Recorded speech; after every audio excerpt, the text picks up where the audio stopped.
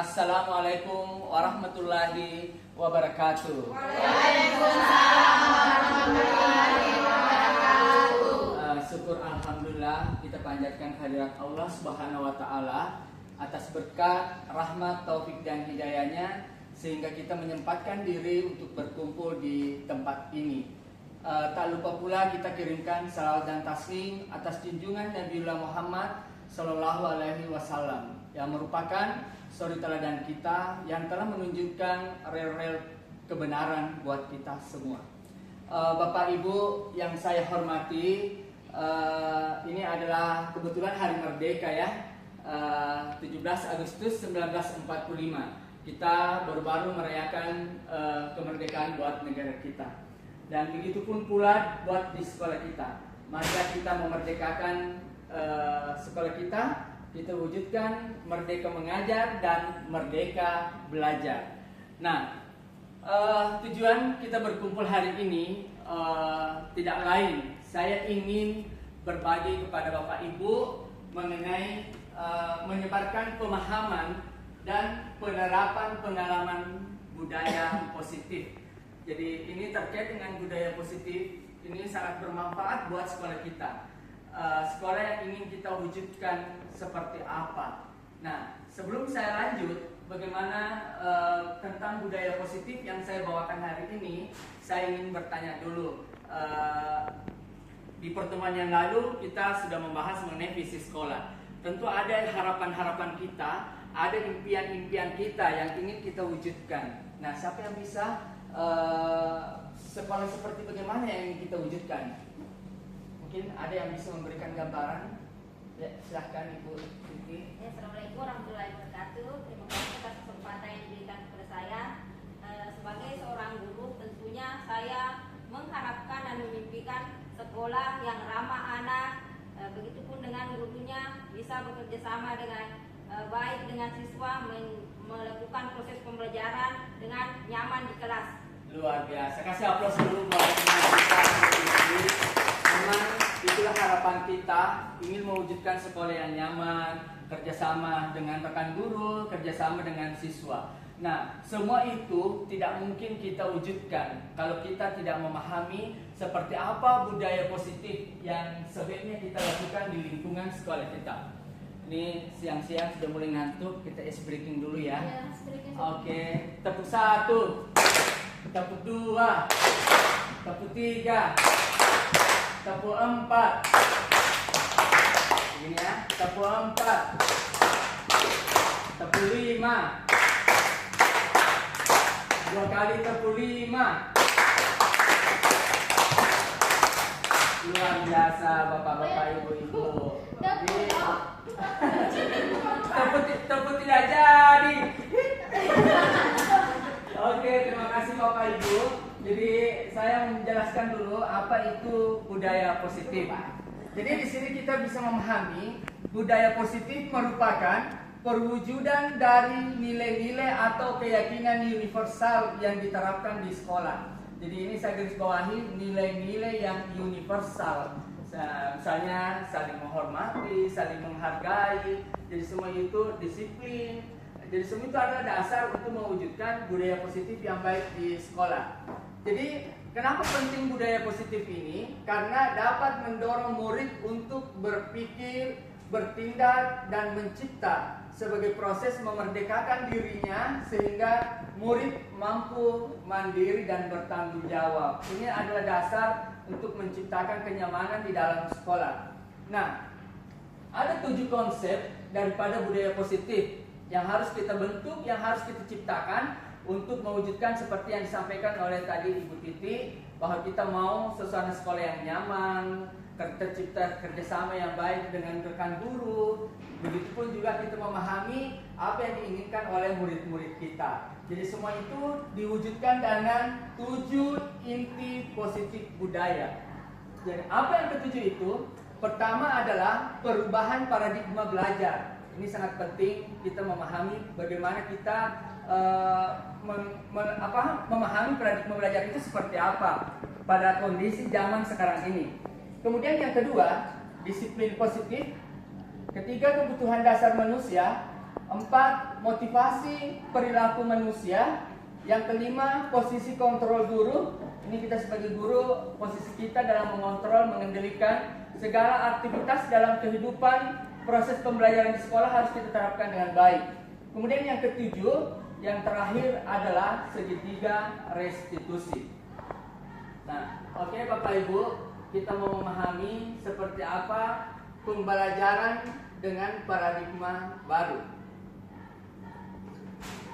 Jadi diperhatikan, pembelajaran dengan paradigma baru itu merupakan pembelajaran yang harus kita rancang berdasarkan prinsip pembelajaran berdiferensiasi. Ini arahannya ya. Kenapa berdiferensiasi? Karena peserta didik belajar sesuai dengan kebutuhannya, berdasarkan tahap perkembangan sesuai teori psikologi modern. Ada yang ingin kita wujudkan secara nasional di negara kita, yaitu profil pelajar Pancasila. Nah, tentu ibu-ibu kalian sudah paham semua seperti apa profil pelajar Pancasila. Pertama yaitu beriman dan bertakwa kepada Tuhan Yang Maha Esa.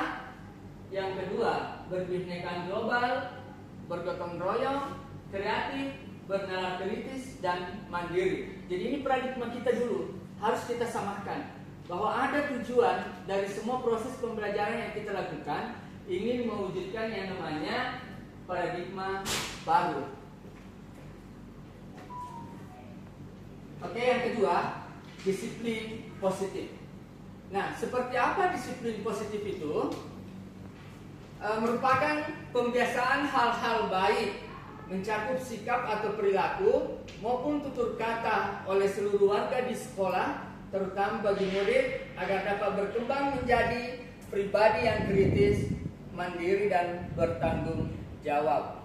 Nah, tentu kita sebagai pendidik harus melakukan langkah-langkah strategis untuk mewujudkan disiplin positif ini.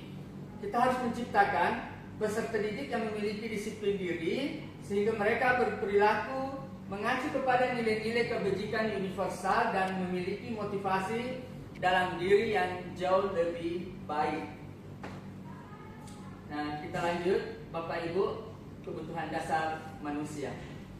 Kita ini memiliki kebutuhan dasar yang merupakan motivasi diri kita untuk bergerak. Nah, seperti apa motivasi dasar kita? Ada kebutuhan dasar manusia merupakan sesuatu yang kita lakukan untuk mendapatkan apa yang kita inginkan. Jadi semua manusia ini punya motivasi untuk bergerak memenuhi kebutuhannya. Apa yang terbaik pasti mereka akan berupaya mewujudkannya. Nah, kita lihat satu persatu apa kebutuhan dasar manusia. Jadi pertama, semua kita mau bertahan hidup. Nah, untuk bertahan hidup, ya kita butuh makan, kita butuh minum. Maaf, saya minum ya, karena ini kebutuhan dasar kita. Terima kasih. Kebetulan kita bahas mengenai bertahan hidup.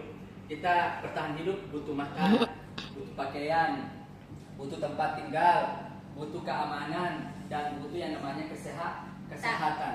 Nah, kemudian kebutuhan dasar yang lain, kasih sayang dan rasa diterima.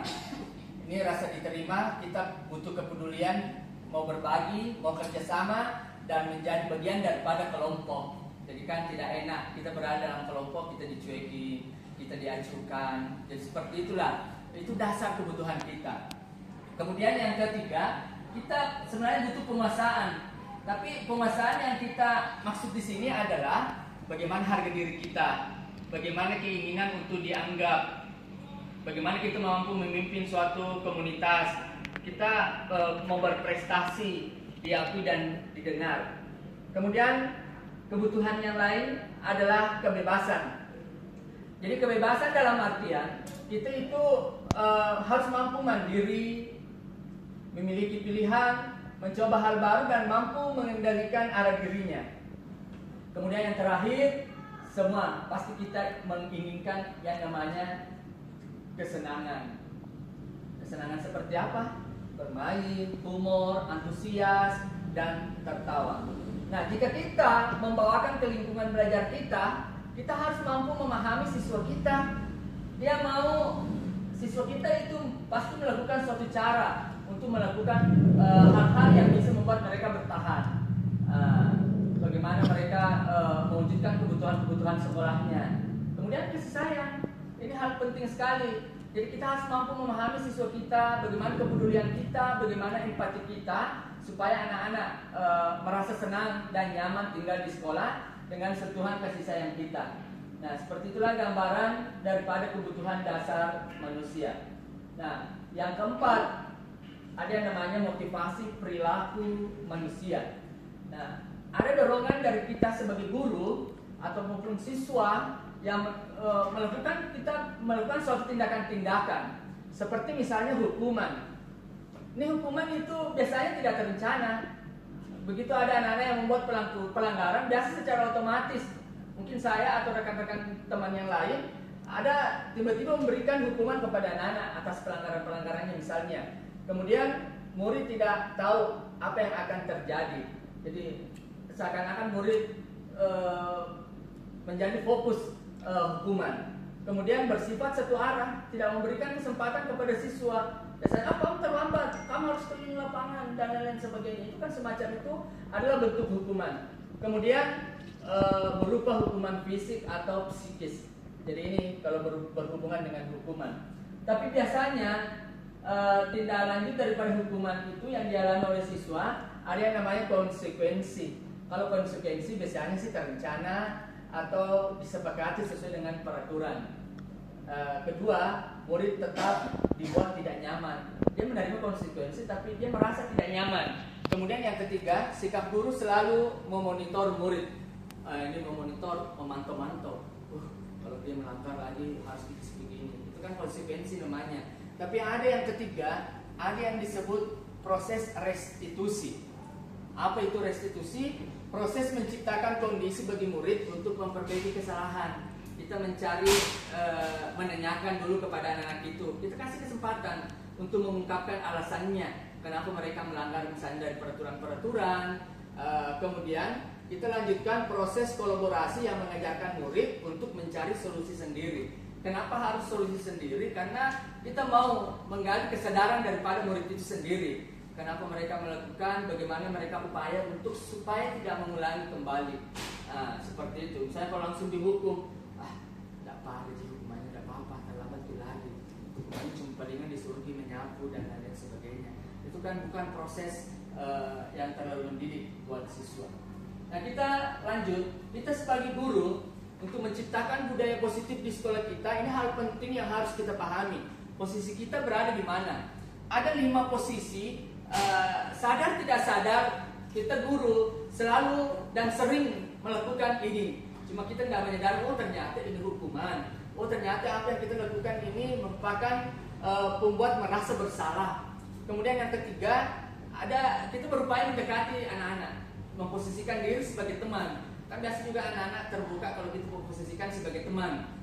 Kemudian berposisi sebagai pemantau, dan yang kelima berposisi sebagai manajer.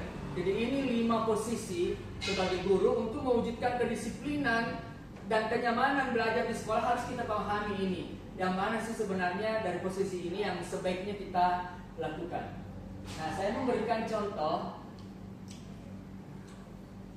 dulu supaya kita paham betul dan tindakan-tindakan apa yang kita lakukan. Ini masih semangat semua? Masih semangat. Masih semangat. Semangat. Kita sedikit lagi.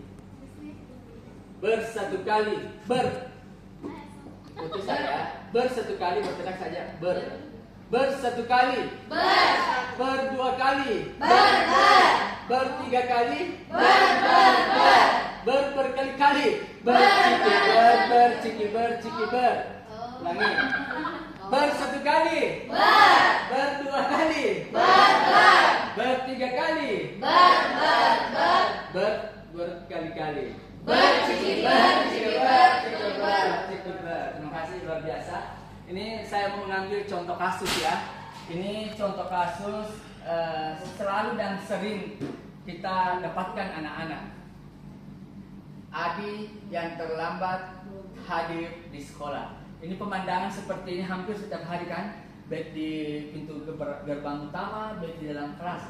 Selalu kan temukan hal seperti ini. Nah, kita mau lihat posisi kita di mana dalam menyelesaikan hal-hal seperti ini. Ini kita sebagai penghukum.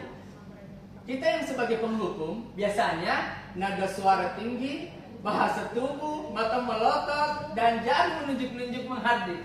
Kau itu terlambat lagi. Kan kita sering melakukan hal seperti ini. Jika kita melakukan hal seperti ini, maka posisi kita pada saat itu sebagai penghukum. Terlambat lagi, pasti terlambat lagi. Selalu datang terlambat. Kapan bisa datang tepat waktu? Kan biasa kita saja spontan mengeluarkan kata-kata seperti ini buat anak-anak. Tapi tanyakan kepada diri Anda, bagaimana perasaan murid bila guru berbicara seperti itu pada saat muridnya datang terlambat? Bisakah kita mau memahami? Pasti mereka keterlambatan, mungkin Pak ada alasannya kasihan. Mungkin dia bantu dulu ibunya pergi beli gas karena mau masak, atau tiba-tiba adiknya sakit seperti itu. Kita langsung menghukum, langsung marah-marah, mata melotot, berdiri di situ. Sudah berapa kali ini terlambat? Saya juga biasa sering melakukan itu, tapi kita sama-sama mau belajar memperbaiki. Nah, apa hasilnya? Kemungkinan murid marah dan mendendam atau bersifat agresif. Bisa jadi sesuatu kembali duduk, murid tersebut akan mencoret-coret bukunya atau apa saja. Dan bisa saja kita balik kiri, mana itu yang suka marah-marah? Seperti itu. Itu artinya ada ternyata anak-anak memiliki yang namanya rasa dendam. Kalau kita langsung memposisikan diri kita sebagai penghukum. Itu contohnya tadi kayak begitu kalau kita mau menyelesaikan masalah. Tapi biasanya menambah masalah karena anak-anak ternyata tidak nyaman dikasih begitu. Oke, kita posisi sebagai pembuat merasa bersalah. Bagaimana nada-nadanya? Nada suara memelas, halus, sedih, bahasa tubuh merapat pada anak dan lesu. Itu kalau merasa bersalah seperti apa itu kalau kita menyampaikan kepada anak-anak, adik, kamu itu bagaimana ya? Kamu sudah berjanji sama ibu, tapi itu kenapa masih kamu terlambat lagi? Sayang, kamu mengecewakan ibu lagi, kamu mengecewakan bapak lagi. Ibu benar-benar kecewa sekali. Mungkin biasa kita melakukan hal seperti itu. Apalagi kalau anak wali kita sudah berulang-ulang kita lakukan, tetapi kita mengungkapkan kata-kata seperti ini. Tapi bagaimana perasaan murid bila ditegur seperti itu? Nah, kemungkinan besar murid akan merasa bersalah. Bersalah telah mengecewakan ibu atau bapak gurunya. Murid akan merasa menjadi orang yang gagah dan tidak sanggup membahagiakan orang lain. Jadi bagaimana kita kasih down mereka? Kemudian kadang-kala sikap seperti ini lebih berbahaya daripada sikap penghukum. Memekon anak diam, tapi ada terjangkau dalam hatinya. Karena emosi akan tertanam rapat di dalam. Murid menahan perasaan, tidak seperti murid dan guru menghukum, di mana murid bisa menumpahkan marahnya walaupun dengan cara negatif. Murid tertekan seperti inilah yang tiba-tiba bisa meletus amarahnya dan bisa menyakiti diri sendiri atau orang lain. Jadi nih, kita kembalikan dulu kepada diri kita. Mungkin pernah kita melakukan seperti ini kepada anak-anak. Kamu tidak kasihan sama saya. Kenapa kamu selalu mengecewakan saya? Padahal ada efeknya kita bisa begitu anak-anak. Mereka merasa mendendam, merasa down, selalu mengecewakan orang. Ini harus kita pikirkan. Jika kita memposisikan diri di cara yang kedua merasa bersalah. Jadi dua posisi mungkin sudah pernah kita lakukan semua. Nah, kita lihat posisi yang ketiga. Posisi teman. Ini kalau kita berteman kan ramah, akrab, bercanda, bahasa tubuh tak bagaimana? Mungkin begini, tos, cheers, sama anak-anak kan begitu merasa berteman. Nah, seperti apa biasa kita katakan, Adi, ayolah. Bagaimana sih kamu? Kemarin kamu sudah berjanji ke bapak, bukan? Kenapa terlambat lagi? Sambil tertawa ringan, kita kan nanti berusaha untuk mau nyaman sama anak-anak. Ya sudah, tidak apa-apa, duduk dulu. Nanti Pak Guru bantu. Senyum-senyum. Nah, kan seperti itu. Berusaha terlalu akrab sama anak. Silakan masuk apa-apa. Tapi ternyata ada juga perasaan, bagaimana perasaan murid? Kita akan melihat.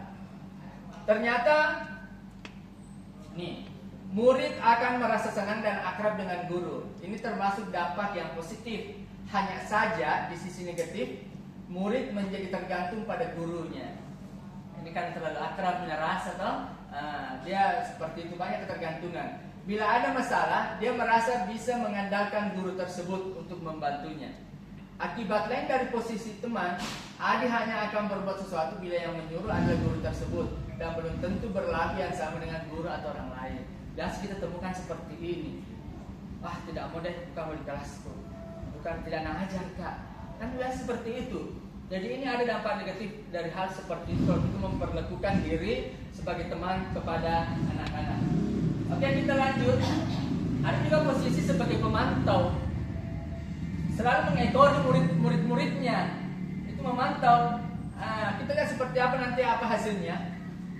Adi, tahukah kamu jam berapa kita mulai? Tahu pak. Kamu terlambat 15 menit kan? Apakah kamu sudah mengerti konsekuensi yang harus dilakukan bila terlambat?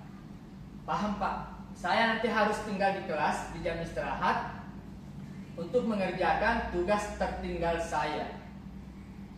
Ini kan bikin perjanjian sama anak-anak. Oh ya benar. Jadi nanti kamu harus tinggal di kelas untuk menyelesaikan tugas. Saya tunggu ya. Coba kita pikir lagi. Kira-kira kalau bisa begitu murid, bagaimana perasaannya? Nah, kita melihat bagaimana perasaan yang bisa muncul dengan akibat seperti ini. Murid memahami konsekuensinya harus dijalankan karena telah melanggar salah satu peraturan sekolah. Guru tidak menunjukkan suatu emosi yang berlebih. Memang kita tidak menunjukkan emosi, menjadi marah atau membuat merasa berbuat salah. Tetapi murid tidak nyaman.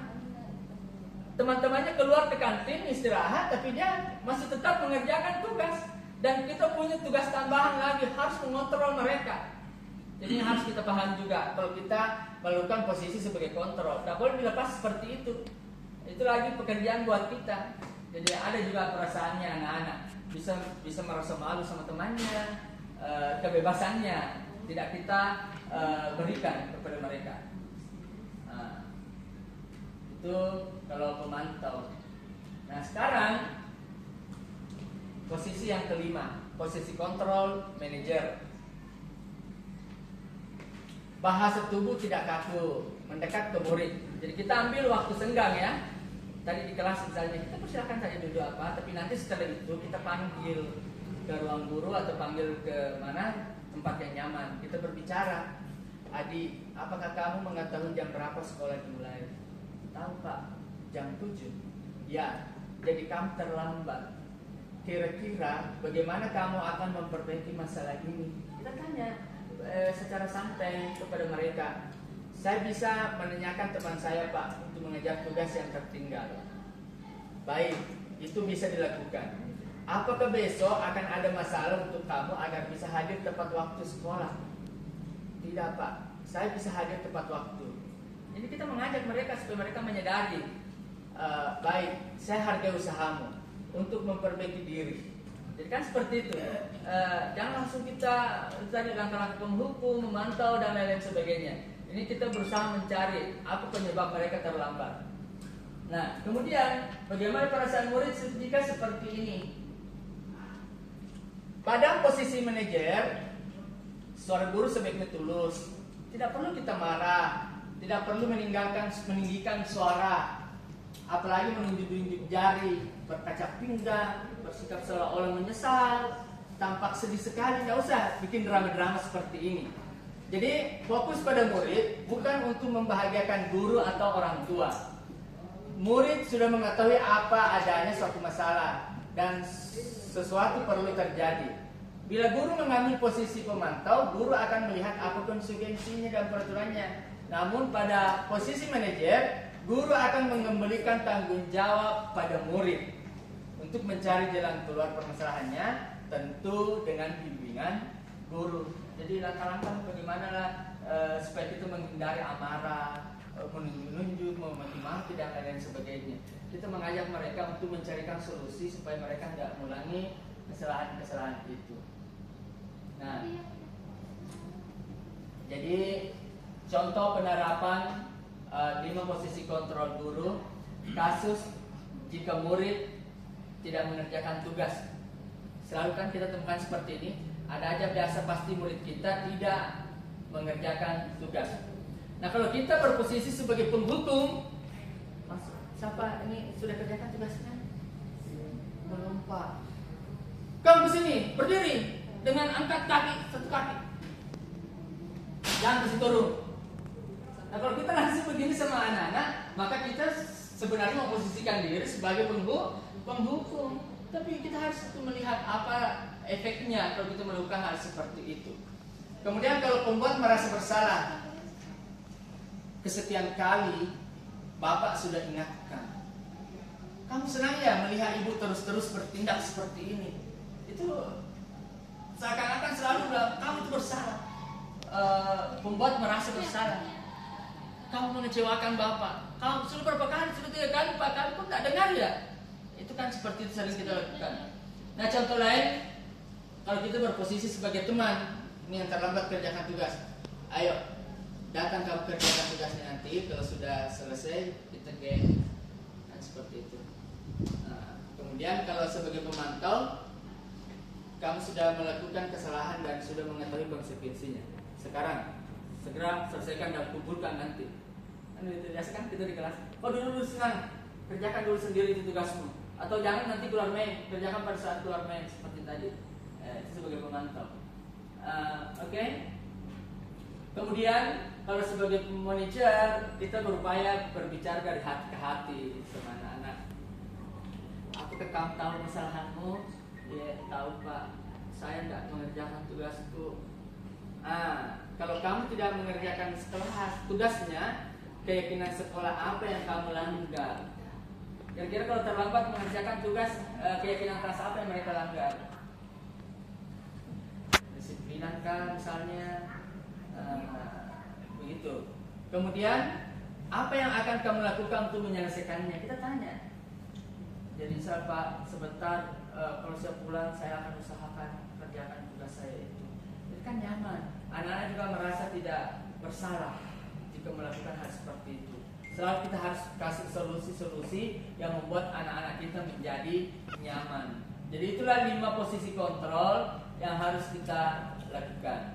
Nah sekarang kita diskusi dulu, mencoba melihat beberapa permasalahan-permasalahan yang biasa terjadi.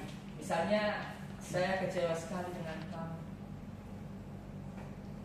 Saya kecewa sama kamu. Sudah berulang-ulang kali saya bilang, kenapa kau masih begitu lagi? Kira-kira kalau kita melakukan hal seperti ini, posisi kontrol apakah yang kita lakukan? Pemantukah membuat siswa bersalah atau berposisi sebagai manajer? Manajer, ada yang lain? Apa? Membuat siswa merasa bersalah. Ini kasih aplaus dulu lagi buat itu. Jadi itu yang kita lakukan seperti itu. Harus kita pikirkan dampaknya buat anak-anak ya. Kemudian jika posisi kontrol kamu tidak pernah benar melakukan, sekarang keliling lapangan 3 kali. Terlambat, masuk keliling dulu lapangan 3 kali baru bisa masuk di kelas. Ini posisi kontrol penghukum. Luar biasa. Ibu semua sudah memahami posisi kalau kita melakukan tindakan kepada anak-anak kita. Sekarang kira-kira bagaimana kamu akan memperbaiki masalah ini?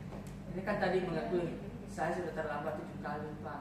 Saya tidak mengerjakan tugas. Nah, jika berulang-ulang kamu lakukan seperti ini, kira-kira bagaimana kamu akan memperbaiki masalah ini? Ini masuk pada posisi kontrol apa? Manajer. Luar biasa. Ini, ayo lakukan dari Bapak dan Ibu. Ya, kecewakan saya ya.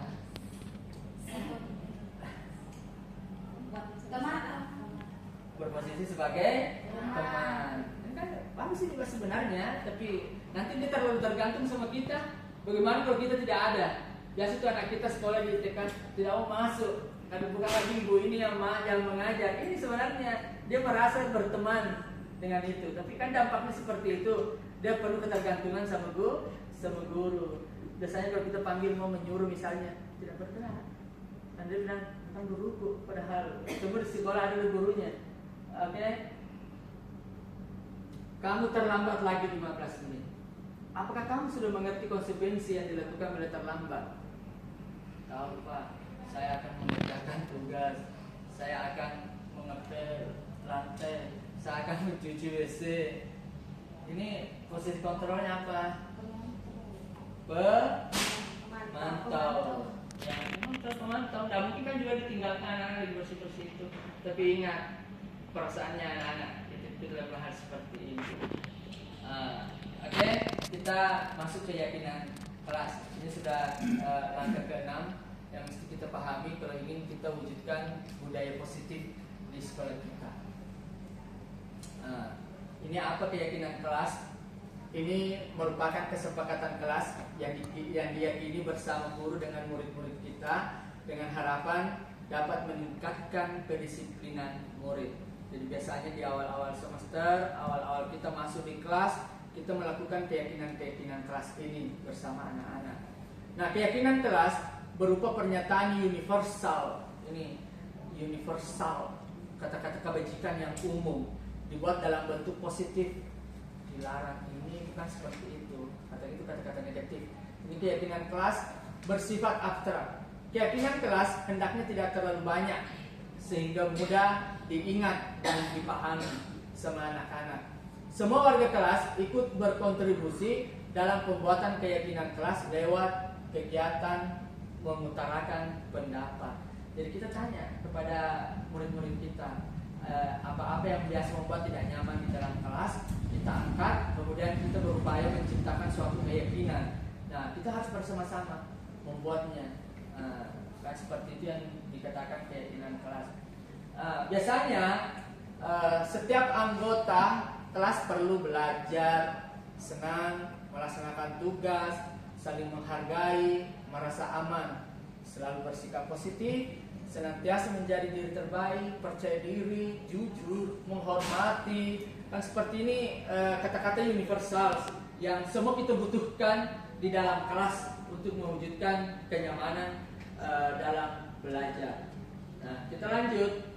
Ini contoh-contoh penerapan biasa dilakukan di dalam kelas. Mungkin ibu-ibu juga sudah pernah melakukan bagaimana anak-anak memunculkan hal-hal yang diinginkan di dalam kelas. Kemudian kita seleksi semua, mengumpulkan, menjadikan sebagai kata-kata positif dan menjadikan sebagai keyakinan kelas. Nah, seperti itu langkah-langkahnya. Kemudian langkah ke-7 atau langkah terakhir yang dikenal dengan segitiga restitusi. Sudah pernah mendengar kata segitiga restitusi? Ini langkah-langkah untuk menyelesaikan permasalahan bersama anak-anak. Setelah kita memahami posisi kita tadi, langkah yang paling baik untuk kita lakukan jika anak-anak melakukan permasalahan di sekolah, ada yang dikenal dengan nama segitiga restitusi. Apa itu? Segitiga restitusi adalah suatu proses dialog yang dijalankan guru atau orang tua agar dapat menghasilkan murid yang mandiri dan bertanggung jawab. Kita bicaralah dari hati ke hati. Segitiga restitusi membantu murid memiliki tujuan, disiplin positif, dan memperbaiki dirinya setelah berbuat salah. Kita ajak kenapa mereka berbuat salah, kenapa mereka melakukan pelanggaran apa. Jadi seperti inilah, restitusi bukan untuk menembus kesalahan, tapi untuk belajar dari kesalahan. Kita dari kesalahan bisa menjadi lebih baik lagi. Itu tujuannya, kita membangun dialog bersama anak-anak. Nah, apa langkah-langkah restitusi yang dilakukan? Pertama, ini ada yang dikatakan menstabilkan identitas. Ini menstabilkan identitas. Kita tanya baik-baik. Kenapa kamu tadi berkelahi di luarnya? Apa masalahnya? Itu namanya kita menstabilkan dulu. Kita berusaha memasuki anak-anak, jangan langsung menghukum. Kita tanya baik-baik kenapa mereka melakukan itu. Kita menstabilkan. Kemudian memvalidasi tindakan yang salah. Nah, kalau memvalidasi tindakan yang salah, ya bagaimana caranya? Nah, ternyata apa yang kamu lakukan itu salah. Apakah yang kamu lakukan itu bisa diperbaiki misalnya, kan seperti itu. Maka kita langkah selanjutnya menanyakan keyakinan kelas. Dari keyakinan kelasnya yang kita buat tadi, yang mana kamu langgar? Nah, saya tidak menghargai pendapat teman, Pak. Saya tidak ini. Oke? Berarti kalau sudah menanyakan keyakinan kelas, kita mengajak solusi apa yang mereka harus lakukan untuk memperbaiki kesalahannya. Oke, kita lanjut.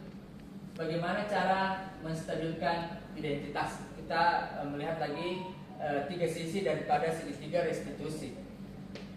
Jadi pada saat menstabilkan identitas, jika anak-anak sudah mengungkapkan kesalahannya dan menyadari apa kesalahan yang mereka lakukan, kita menyampaikan bahwa berbuat salah itu manusiawi. Saya juga pernah melakukan hal yang sama. Kasih tenang anak-anak supaya dia tidak bertambah marahnya. Diajak seperti itu supaya dia dengan curahan hatinya dia bisa mengungkapkan, tadi temanku pada ganggu kak, contek kak, misalnya kan seperti itu. Jadi kita sampaikan nggak, wajarlah kamu marah. Saya juga seandainya dikasih begitu sama temanku, pasti juga saya akan melakukan hal yang sama. Itu namanya menstabilkan supaya tidak berkembang amarahnya. Kemudian ya bisa, tidak ada manusia yang sempurna, nah. Wajar. Kemudian Bapak Ibu juga pernah melakukan hal seperti itu. Bapak Ibu tidak tertarik mencari siapa yang salah, tapi Bapak Ibu ingin mencari solusi permasalahannya. Kan seperti itu. Kau itu salah, kau itu berkelahi lagi, kau itu sudah berapa kali masuk BK. Kan seperti itu. Misalnya, kita berupaya bagaimana supaya mereka mencari solusinya. Kamu berhak merasa begitu. Itu menstabilkan dulu. Kita menormalkan suasana supaya dia adem, tidak terlalu berkembang. Nah, setelah menstabilkan identitas, kita memvalidasi tindakan yang salah. Kamu pasti punya alasan mengapa melakukan itu. Iya Pak, tadi acote pekerjaanku, acote PR-ku, dia nanti yang tinggi nilainya, saya yang salah. Kan hal seperti ini bisa kita temukan. Pak, naganggu kan neje kak, monyo, congkang. Kan seperti itu. Padahal kamu bisa melakukan yang lebih baik dari ini. Kita akan, kenapa mesti sampai kamu berkelana? Padahal ada cara-cara lain yang bisa kamu lakukan. Misalnya nyontek tadi, gara-gara nyontek dia pergi temannya, kan bisa cara lain. Sampaikan saja ke guru yang bersangkutan atau sampaikan ke wali kelasnya. Pak, tadi itu sebenarnya temanku nyontek pekerjaanku, jangan sampai nilainya lebih tinggi dari saya. Nggak perlu pergi berkelahi misalnya. Itu namanya validasi tindakan yang salah. Kemudian kamu patut bangga pada dirimu sendiri karena kamu telah melindungi sesuatu yang penting buat dirimu. Kasih tenang toh, diajak berteman. Dia Tommy lagi yang salah, baru tambah-tambahin, pasti mereka tambah meledak istilahnya anak-anak sekarang. Kemudian menanyakan keyakinan. Apa keyakinan kelas kita yang terkait dengan pelanggaran tadi? Misalnya kedisiplinan Pak, terlambat gak datang, kan seperti itu. Nilai-nilai apa saja yang telah kita sepakati? Seperti apa gambaran kelas yang ideal menurut kamu? Kamu jadi orang seperti apa? Diajak mendamaikan anak-anak karena dia akan menjalani aktivitas di dalam kelas. Jadi ini contoh penerapan segitiga restitusi yang pernah saya lakukan. Ini anak yang sudah beberapa kali terlambat, ada laporan dari Pak Satpan. Jadi kebetulan anak wali saya. Jadi saya mau berupaya bagaimana mereka menyadari apa kesalahannya dan berjanji berupaya untuk tidak akan mengulangi lagi. Jadi seperti inilah gambaran langkah-langkah jika ingin kita mewujudkan yang namanya budaya positif di lingkungan sekolah kita. Jadi mungkin ada hal-hal yang ingin kita tanyakan lagi supaya kita bisa berbagi, berdiskusi terkait dengan permasalahan-permasalahan yang biasa kita temukan di lingkungan sekolah kita.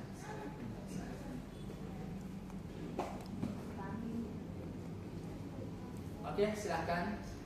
Baik, terima kasih atas kesempatan yang telah diberikan kepada saya. Yang saya ingin tanyakan di sini tadi ada beberapa cara pendamping siswa, ada penghukum, ada pembuat merasa bersalah, ada teman, ada pemantau dan manajer. Dan manajer ini yang paling baik ya. Tapi bagaimana kalau misalnya kita sudah melakukan manajer ini, tapi anak-anak tetap melakukan pelanggaran. Misalnya kita sudah tanya ini kenapa ini, terus minggu depan dia tetap melakukan kesalahan yang sama. Cukup itu pertanyaan saya. Terima kasih. Terima kasih Bu, luar biasa pertanyaannya. Ini Ibu sudah berupaya memposisikan diri sebagai manajer melakukan bahkan melakukan langkah-langkah segitiga restitusi kan seperti itu.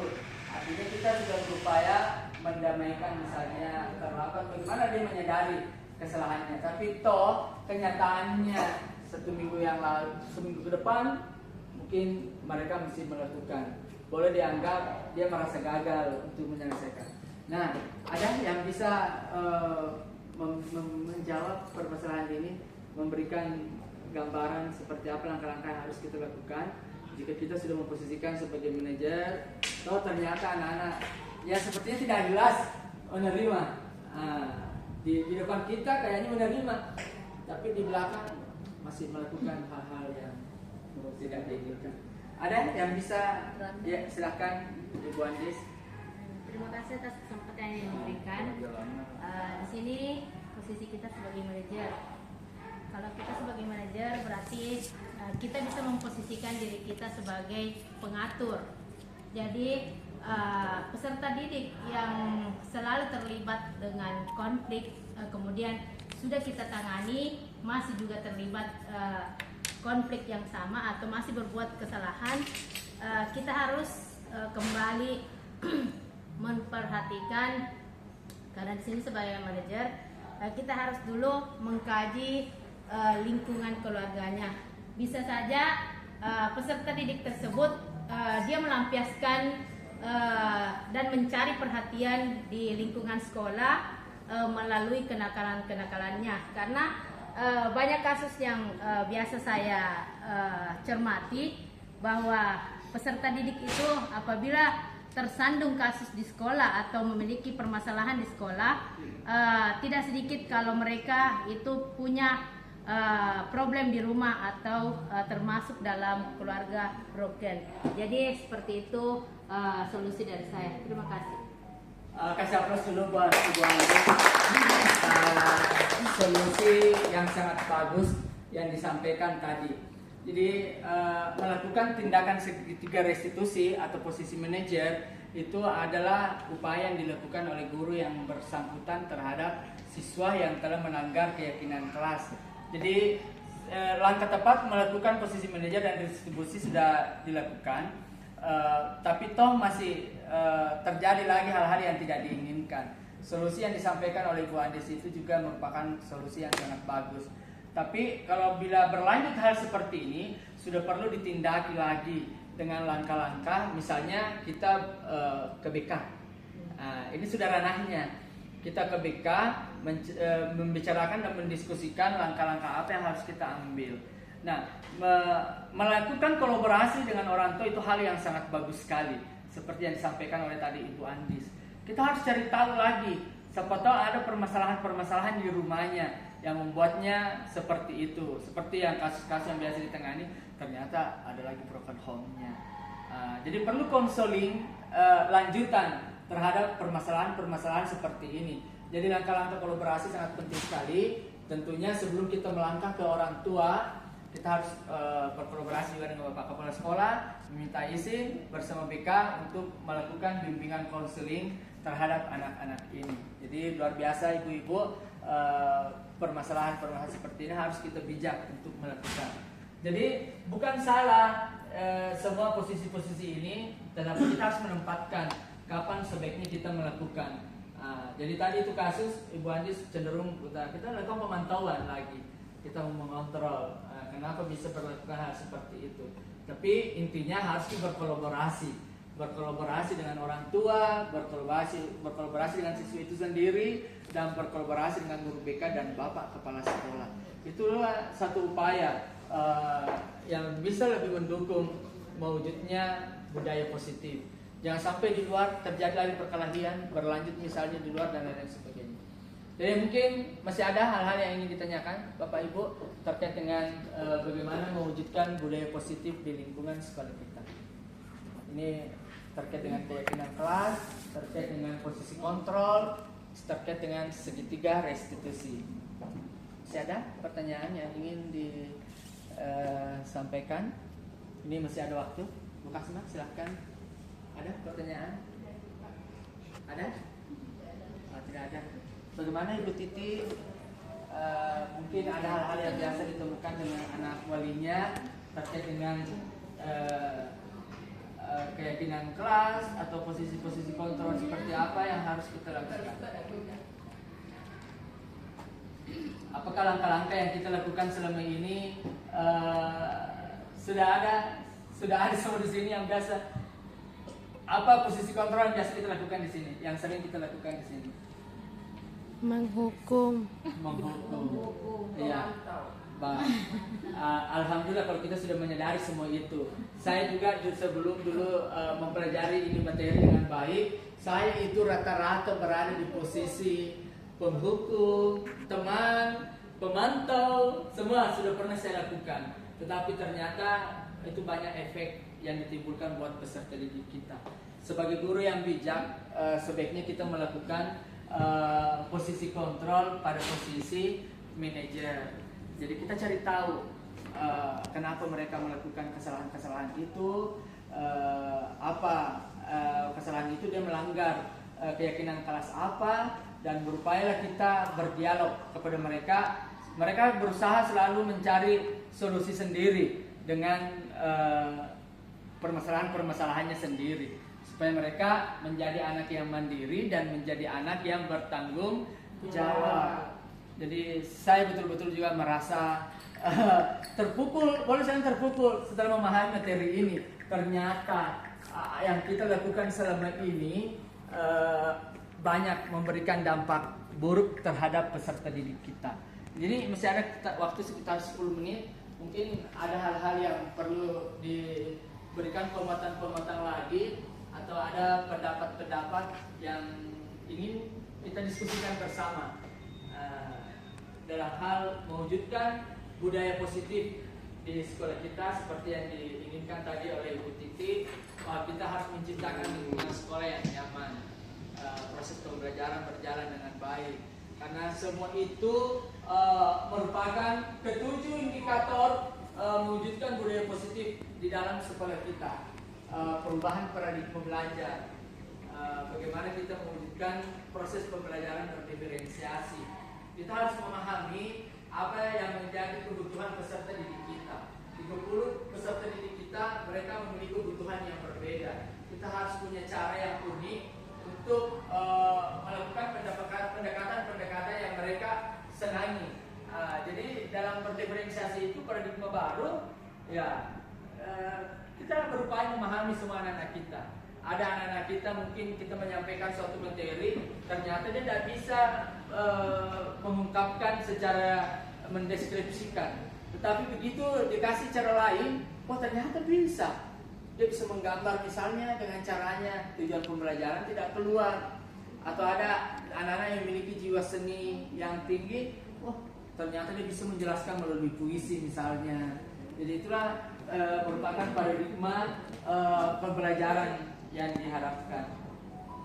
Kemudian yang kedua tentang disiplin positif tadi. Ini sangat penting sekali supaya anak-anak bisa menjadi anak yang mandiri, anak yang bertanggung jawab.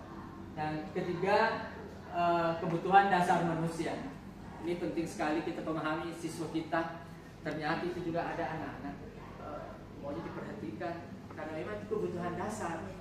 Kayaknya kalau dikasih perhatian plus, dia bisa mengerjakan. Karena itu harus kita pahami. Ternyata ada memang kebutuhan dasar manusia yang harus kita tahu. Dia berusaha melindungi dirinya, dia bertahan hidup, berupaya mewujudkan semua ini supaya impian mereka bisa terselesaikan dengan baik. bagaimana menyelesaikan tugas, dan bagaimana dia bisa bertahan di dalam kelas bersama teman-temannya. Ini kasih sayang, ini dan rasa yang diterima. Ini anak-anak perlu kita ada perhatian khusus. Dia butuh kepedulian, rasa terima kasih. Dia butuh kerjasama dalam berbagai kelompok-kelompok. Kemudian penguasaan, ini harga diri, anak-anak yang punya peluang untuk memimpi, kemudian kebebasan, dan terakhir ini kesenangan.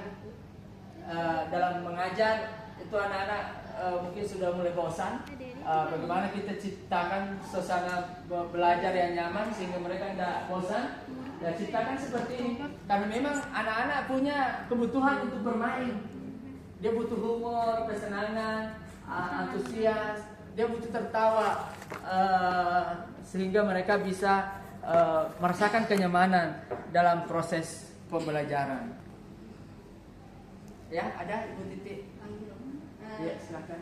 Terima kasih kesempatan diberikan ke saya. Yang ingin saya tanyakan adalah, semisal saya sudah menjadi guru yang menyebabkan anak-anak merasa bersalah sehingga mereka memendam perasaan di hati. Bagaimana solusinya supaya kita bisa kembali merefresh perasaan anak-anak itu kembali menjadi setting, kembali menjadi jiwanya yang sebelumnya, sebelum kita membuat dia merasa bersalah. Ya. Seperti itu, Pak. Pertanyaan yang sangat bagus. Ini terkadang kita memposisikan diri terhadap kesalahan-kesalahan anak-anak pada posisi membuat mereka bersalah, sehingga mereka tidak nyaman, mereka merasa tidak percaya diri. Ada yang bisa memberikan solusi? Bagaimana upaya-upaya yang dilakukan supaya anak ini kita setting ulang? Ada yang bisa? Ini tadi posisi kontrol, membuat merasa bersalah, membuat merasa bersalah. Kita lihat tadi contohnya di sini, membuat merasa bersalah. Ini memang halus, nada suara memelas halus, sedih, bahasa tubuh merapat pada anak lesu. Kamu ini bagaimana ya? Kamu sudah berjanji dengan ibu tidak akan terlambat. Kamu kenapa ya senang sekali mengecewakan ibu? Ibu benar-benar kecewa sekali sama kamu. Jadi anak-anak merasa bersalah kan? Ini kan tadi dampaknya memang murid akan merasa bersalah telah mengecewakan ibu atau bapak. Murid akan merasa menjadi orang yang gagal dan tidak sanggup membahagiakan orang lain. Itu yang biasa muncul. Kadang-kala sikap seperti ini lebih berbahaya dari sikap penghukum. Sisa nggak dikicir, tapi kalau ini anak-anak langsung merasa down. Kadang-kala sikap seperti ini lebih berbahaya dari sikap penghukum. Karena emosi akan tertanam rapat di dalam, murid menanam perasaan, tidak seperti murid dalam dengan guru penghukum, di mana murid bisa menumpahkan amarahnya walaupun cara negatif. Murid tertekan seperti inilah, tiba-tiba meletus amarahnya dan bisa menyakiti diri sendiri atau orang lain. Biasa anak-anak ini rasa percaya dirinya langsung kurang, langsung suka menyendiri misalnya, atau bisa saja kalau anak laki-laki melampiaskan pergi misalnya merokok, lebih nyaman dia rasa kalau dia keluar, karena kalau selalu ketemu sama kita dia selalu merasa bersalah. Kira-kira solusi apa yang kita lakukan supaya menumbuhkan rasa semangatnya kembali? Silakan Ibu Andi. Terima kasih atas kesempatan yang kedua yang diberikan kepada saya. Di dalam membina peserta didik itu, kadang kita sebagai guru atau tim pengajar itu tidak selamanya kita adalah selalu yang benar, siswa yang selalu yang salah. Jadi kalau kita melakukan posisi kontrol kepada peserta didik, membuat peserta didik merasa bersalah supaya peserta didik tidak tertanam rasa kecewa, marah serta sesuatu yang membahayakan psikologisnya.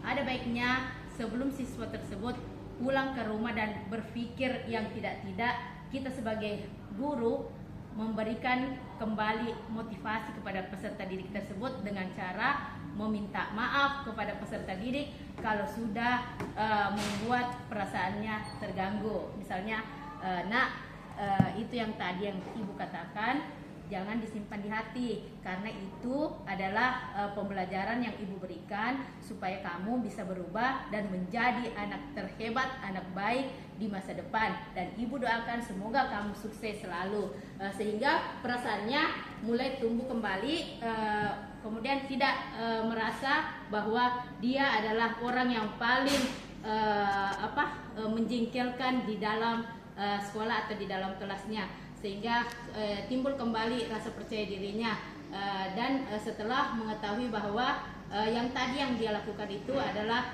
sesuatu yang salah. Jadi seperti itu. Jadi kita usahakan sebelum siswa pulang atau kembali ke rumah dan mendapatkan solusi-solusi dari yang lain, apakah itu solusi yang positif atau negatif, kita yang harus dulu kembalikan kepercayaan diri peserta didik tersebut. Dan yang itu yang biasa yang saya lakukan, dan membuat kemudian apa buktinya apabila peserta didik tersebut kembali motivasinya setelah keesokan harinya, kalau peserta didik tersebut mau mengajak kita berkomunikasi kembali, berinteraksi, berarti peserta didik tersebut tidak menyimpan dendam. Jadi mungkin seperti itu solusi dari saya. Terima kasih. Kasih aplaus dulu buat itu ada cara yang sangat baik seperti yang diungkapkan oleh Ibu Andi.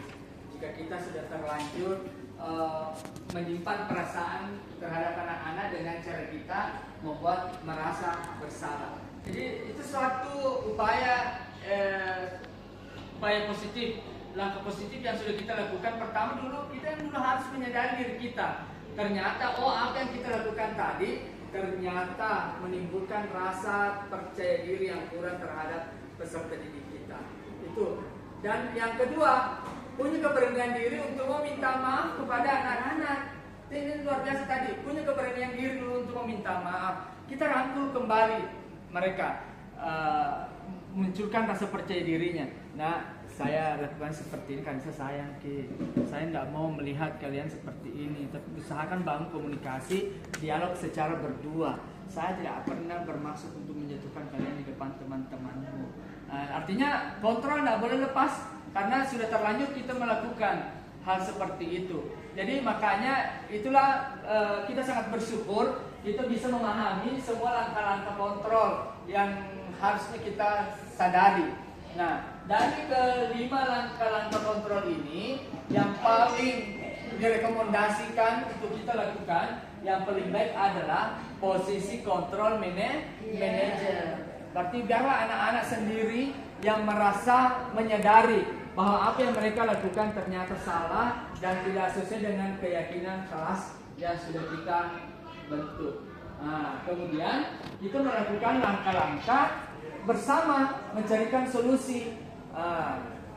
Langkah selanjutnya daripada ini tetap kita harus bangun yang namanya kolaborasi. Ada masalah yang kita sudah selesaikan, misalnya di sekolah, misalnya perkelahian, kita sudah melakukan langkah-langkah restitusi, anak-anak ini sudah damai, aman, kita anggap permasalahan sudah selesai. Tapi toh ternyata setelah sampai di rumahnya diceritakan kepada orang tuanya, masalah itu ternyata bisa jauh lebih besar lagi. Ini pembelajaran. Jangan berhenti pada saat anak-anak sudah damai. Usahakan membangun kolaborasi dengan orang tuanya. Kalau perlu kita lebih dulu sampai ketemu orang tuanya ketimbang anak-anak itu yang lebih duluan sampai kepada orang tuanya. Jadi kita harus menjadikan pembelajaran semua peristiwa-peristiwa atau kejadian-kejadian di sekolah. Tidak ada salahnya kita membangun kolaborasi yang baik antara guru dengan murid, guru dengan guru, guru dengan orang tua. Nah, seperti itulah harapan yang diinginkan agar apa yang kita ingin wujudkan, budaya positif di lingkungan sekolah kita bisa berjalan dengan baik. Ya, saya rasa seperti inilah gambaran budaya positif yang kita harapkan di dalam lingkungan sekolah kita. Semoga kita bisa mewujudkan itu secara maksimal. Bukan kita tidak melakukan langkah-langkah itu, kita sudah melaksanakan. Tapi dengan adanya pendekatan materi, pemahaman dan penerapan budaya positif, semoga sekolah kita bisa mewujudkan dengan baik. Sebelum saya tutup, pertemuan kita kali ini. Apa masih ada pertanyaan? Oke, saya ucapkan terima kasih banyak kepada Bapak Ibu semua atas meluangkan waktunya untuk mengikuti proses diskusi kita hari ini yang terkait dengan budaya positif. Semoga kita bisa mewujudkannya dengan baik. Terima kasih semuanya. Wassalamualaikum warahmatullahi wabarakatuh. Waalaikumsalam warahmatullahi wabarakatuh. Teman dulu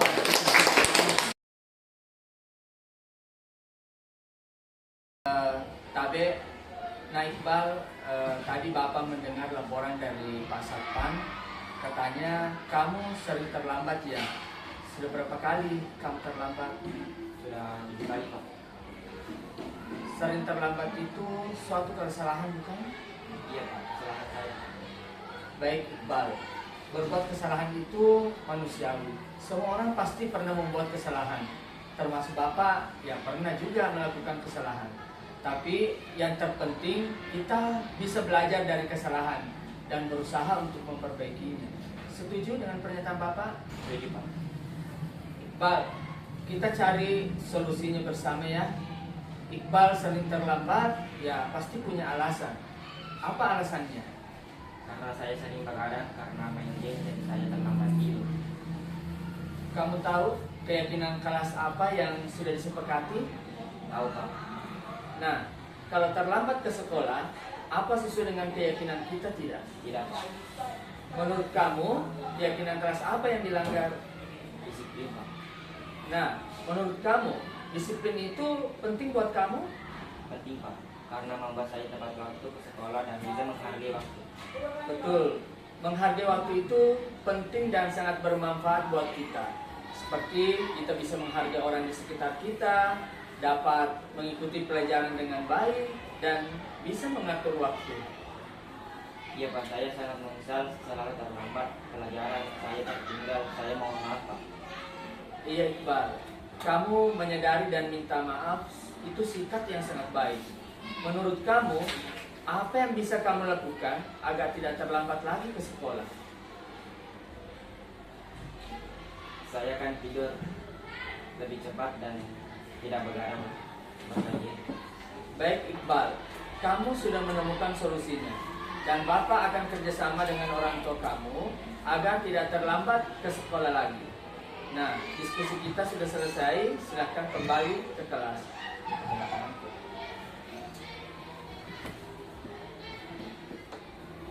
Assalamualaikum warahmatullahi wabarakatuh. Saya Muhammad Iqbal dari kelas 92.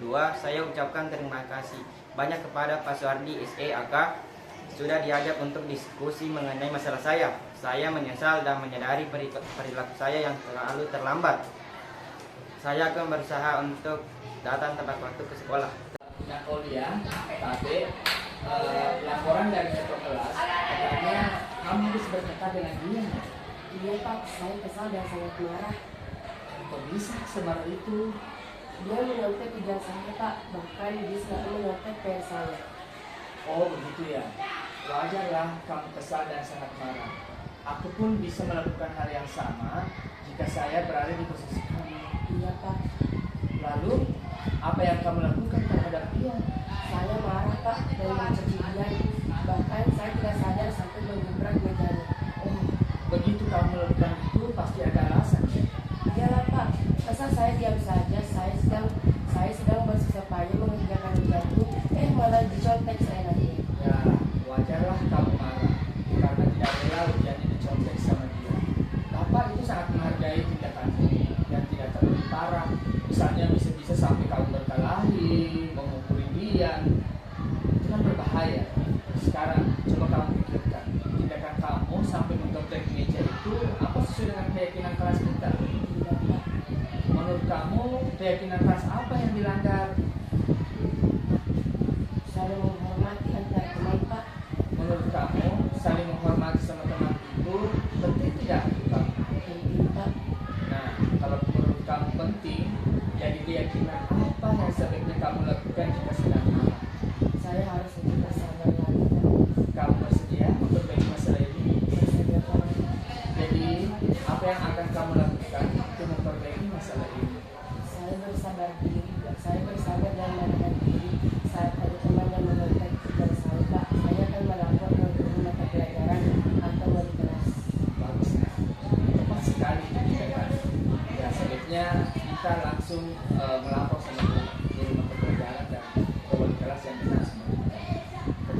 aja, tetap harus belajar.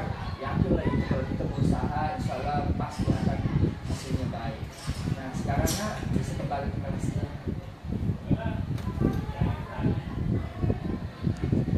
Assalamualaikum warahmatullahi wabarakatuh. Saya Aulia Sahara dari kelas 72. Saya ucapkan terima kasih kepada Bapak Suardi SEAK sudah diajak untuk diskusi mengenai masalah saya.